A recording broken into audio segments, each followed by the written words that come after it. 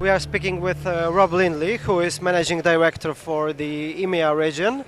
Rob, I would like to ask about the Harley-Davidson strategy. I've been reading a lot that you want to reach the younger customers and women. Sure. And how is this strategy going? What are your plans for next years? Okay, thank you. It's nice to talk to you. And here we are at EMEA, the Milan show. So it's always a great time to talk about motorcycles and how Harley-Davidson's doing, the brand and what's developing. In terms of our planned outreach efforts, you're right that we plan to try and improve our sales to different groups of customers actually, not just younger customers, but we talk about a concept we call fattening the tails. And that's if you think about a traditional motorcycle market as being very skewed around a certain age group, with a high profile of sort of middle-aged, if you like, but actually selling more to both ends, both to younger customers and also to older customers as well, and of course to women too. But particularly with younger customers, we talk about our Dark Custom brand. Now Dark Custom for us, and with great evidence of it here with the Iron 883, with one of our bikes at the show, this is all about stripped down, very black, laid-back motorcycling style, very much appealing to a younger customer, a younger profile customer. And we introduced Dark Custom as a concept around about 6 years ago. We've been really dialing that up with other models that we've introduced into the range, like the 48, like more recently the Street, the Harley-Davidson Street 750 motorcycle. And then we're taking that on a little bit even further now, particularly with using more of the custom culture that is what Harley-Davidson's all about. So we're stood here by a bike that is a version developed by one of our dealers, Shaw's in the UK, and is a real example of how our dealers can take great bikes and customise them to make them completely unique for a customer. And that we think is one of the key elements to helping us to get a much broader reach into the market, younger customers, different customers to we attract today. I'm happy that you mentioned the Street 750 because this was one of the parts to reach the younger customers, new customers. Of course. And how is the sales going? What are the synopses, and are you satisfied with Street 750? Yeah, we're very happy with the sales of Street 750. It sells at very different numbers around the world in different markets, and there are some markets that are more attuned for smaller bikes, and smaller for Harley anyway, and some markets they're more focused on big bikes, but overall Street 750 is selling very well. And it gives us, what's great about Street 750 is almost 90% of all the bikes we sell are new customers for Harley. So people that haven't had a Harley before, and that's exactly what it was there to do, to create new customers for the brand. Your synopsis for this year were to sell between 276,000 and 280,000 motorcycles, and they were cut to 270,000 bikes. And what happened? Was it too optimist, or? We set out a plan at the beginning of the year and we adapt that plan as we go. One of the things that's really important to us as a company is the brand. One of the things that you absolutely have to protect as the brand is the residual values. The worst thing you can do for residual values is to supply too many bikes, to ship too many bikes into a dealer network so you have too much inventory.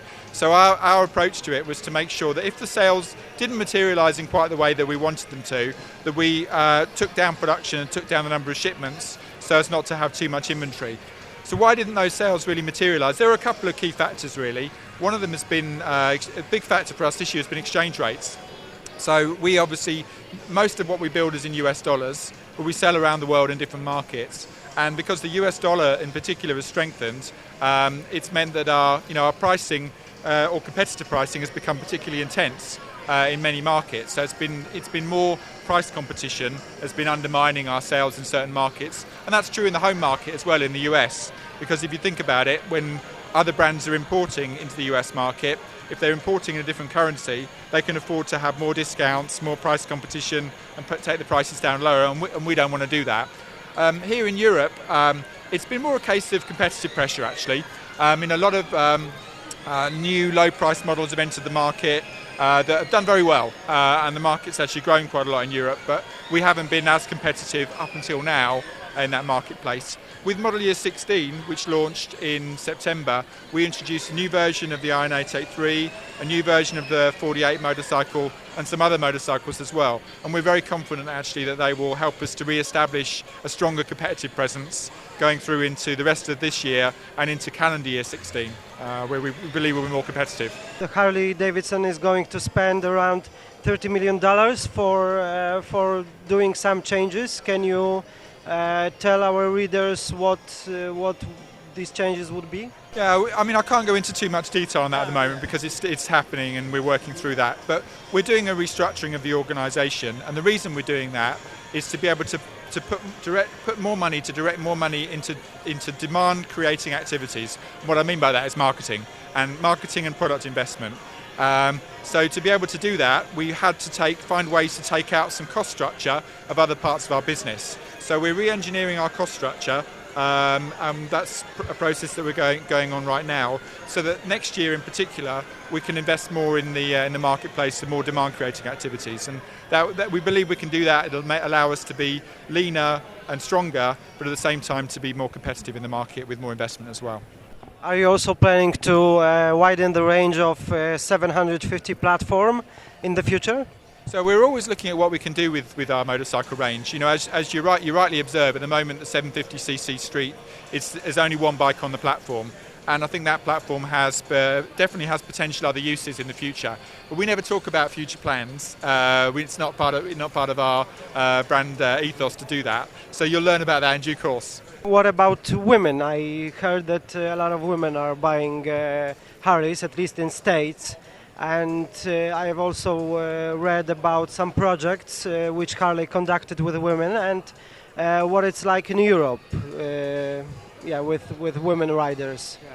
And Harley. No, I mean, I'm sure you know, women represent a relatively small sector of motorcycle buyers per se, full stop. You know, it's probably around about 6 to 7% of the motorcycle industry are women buyers. For Harley, we actually do a little bit better than that. But for us, it's definitely part of the opportunity for the future is to attract more women buyers onto our bikes. You know, we have been doing some specific initiatives in certain markets. We did some work in France, we did some work in Switzerland, other markets as well, to try to look to attract more female buyers. And I think our product and our brand is attractive to women as well. There are certain benefits. You know, we have a low centre of gravity, which is a good thing. You know, to have on motorcycles if you're shorter stature riders, and women typically are. We also have more opportunities for customisation and personalisation, and that's something that I think, you know, women buyers, I wouldn't want to overgeneralise, but women buyers like that opportunity to be able to put more self-expression into their bikes, and that makes Harley naturally quite appealing. So we continue to look at opportunities to grow our market to women, absolutely. And the last question is, of course, about the project Livewire bike. What are your plans according to this bike, and what do you think? Well, what do you think? What was your first thought after Victory decided to go for their electric bike? Well, so Livewire has been a very exciting project for us. So we decided that it would be really interesting to take the idea of an electric motorcycle, but see if you could make it a Harley. You know, see if you could keep that unique Harley identity that you have in our other products and brands. And that was a great challenge for our engineering team to see if they could come up with something that, whilst it was electric, still offers a great, unique look, sound and feel, which is really the core of our brand DNA. And I think with Livewire, actually, they've done a fantastic job and really executed well on that. Now, Livewire is just a concept. So Livewire is something we've produced a small number of those bikes to get feedback from consumers as to what they think about it, whether that would be something they would be interested in, engaged in, whether they would ever buy an electric Harley. The feedback we've had has been really, really positive, both from journalists in the media, from dealers and from riders. We took a tour out with Livewire and allowed people to ride it both in America and here in Europe. So our commitment is that what we've said is that we do intend to build an electric motorcycle that will be for sale by 2020.